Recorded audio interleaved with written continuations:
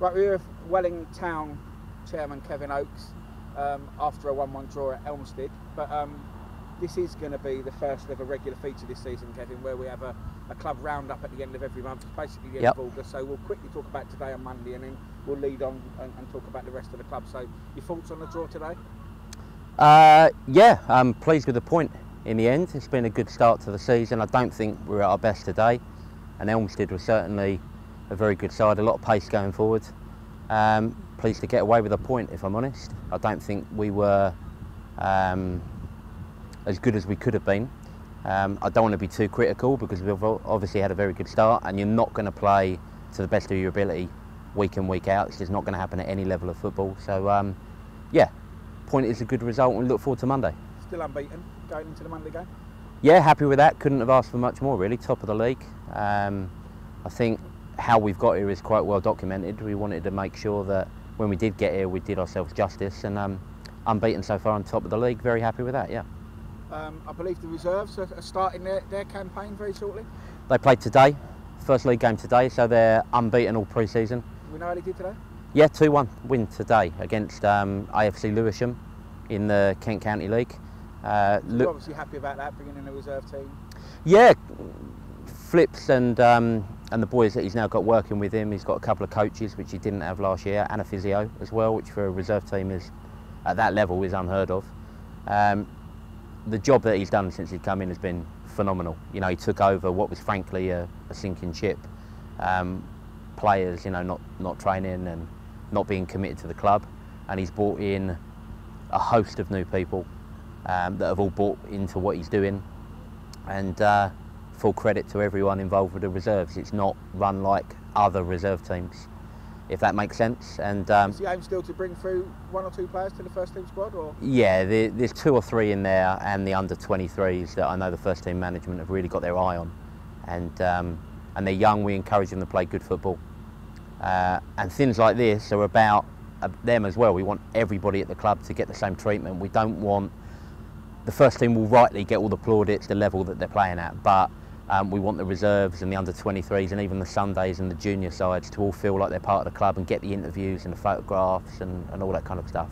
And you've actually said to me that you want each of those to at least be filmed, you know, occasionally throughout the season, so they all get a little bit of the coverage. Yeah, it's really important. I don't want people complaining that other teams get preferential treatment over the others. I want to try and be fair to everybody, and no matter what team you're playing in at the club, you know, we want you to be happy, and making people feel special and looking after them. Word spreads, and hopefully more people then want to come and be a part of what we're trying to do. You've also got other teams. You've got Welling Town A.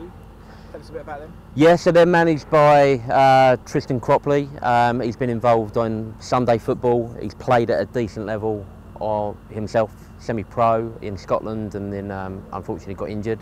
His squad is primarily under-23s, but most of them are 17, 18. Is that your development squad, do you think? Yeah, and again, there's 2 or 3 in there that are capable of playing at a much higher level, but they enjoy playing for him. His coaching and his encouragement and man management are brilliant. I know that the boys that do play for him that are capable of maybe playing at a higher level don't want to, because they enjoy playing for him, and I think that's credit to him. And again, if we were to suddenly lose 5, 6 players to injury, suspension, there's people ready to come in that have played at a good level that could easily step in.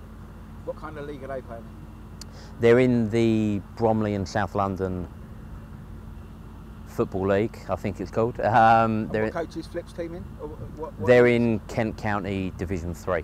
So technically they could find themselves going up the levels with the first team at some stage in the future. Yeah, as the first team progresses, I think it's really important that the reserve and the under-23s progress as well. You don't want the gulf between the first team and the other teams to be too vast, otherwise the movement of players from one team to another isn't possible.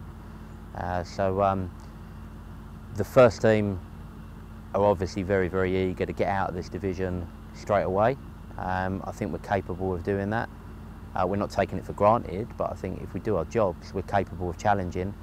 And I'd be very disappointed if the reserve and the under-23 managers thought any different. I know from their pre-season, the teams they've played, have all been from divisions higher, and I think both of them are pretty much unbeaten. I think there's maybe one loss in 13 or 14 games. So the whole club on a Saturday is looking very, very strong, which I'm pleased about. Have you got any other adult teams apart from those? Yeah, 2 Sunday teams. So we've got 2 Sunday teams in the Woolwich and Eltham Sunday Football Alliance, which is a well-run local league. They've made us feel very welcome. The Sunday A team, they're in the top division. They won the top division last year, and they won the Charity Shield sort of equivalent last weekend. So we've already got one bit of silverware in the bag for the season. Are they different type of players, Kevin, that play on a Sunday? You know, do they play the Saturday system?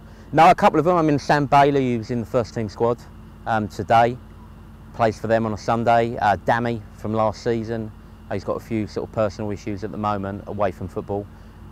He's played for them.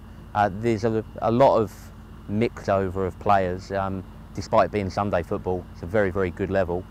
And then my Sunday team that I manage myself is a more recreational side. There's some good quality in there, a lot of Saturday players as well, and a few of the older boys keeping the legs ticking over, but that's more about enjoyment. But we got to a cup final last year as well, so even the Sunday football, you know, there are still trophies and cup finals being achieved, which those boys just want to play for fun, I think, the majority of them, but there's no more fun than winning.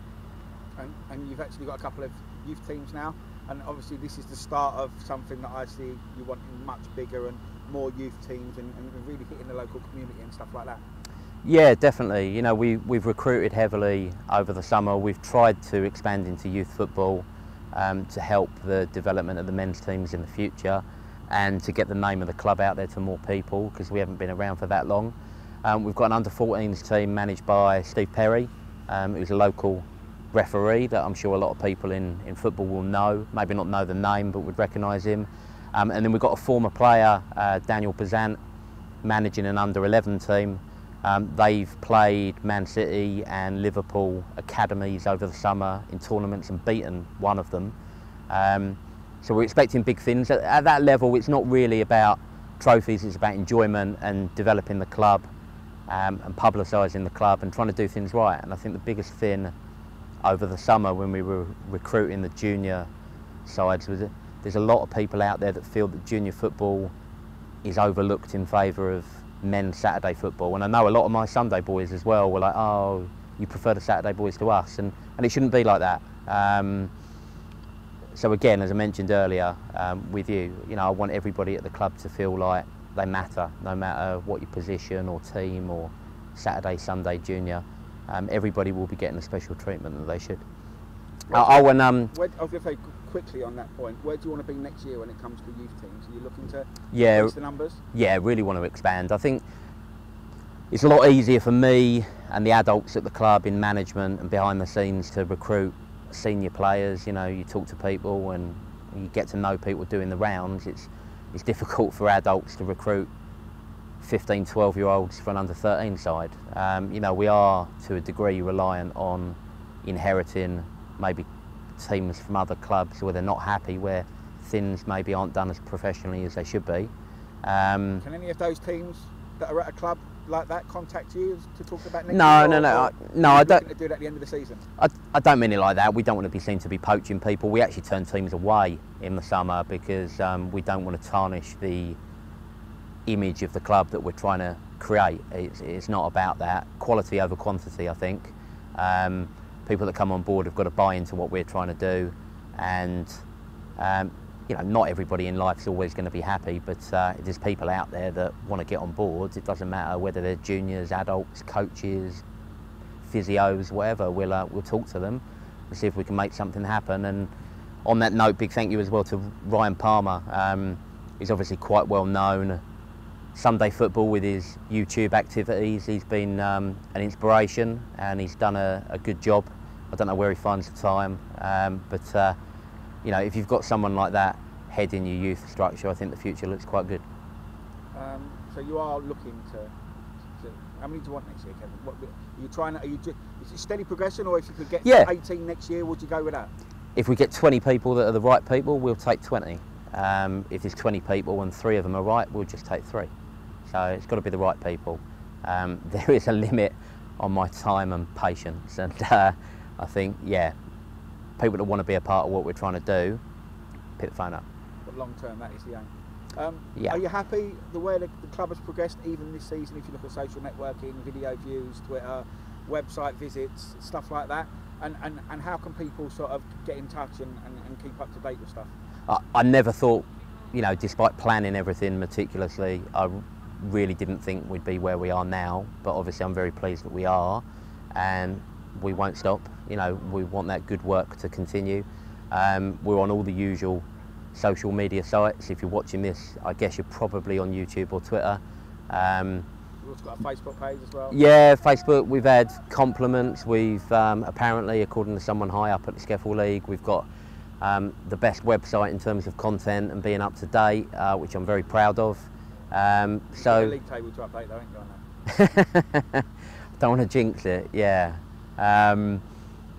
But no, as I say, it's been a lot of hard work. Anybody that's involved at football, even running a pub team on a Sunday, is bloody hard work.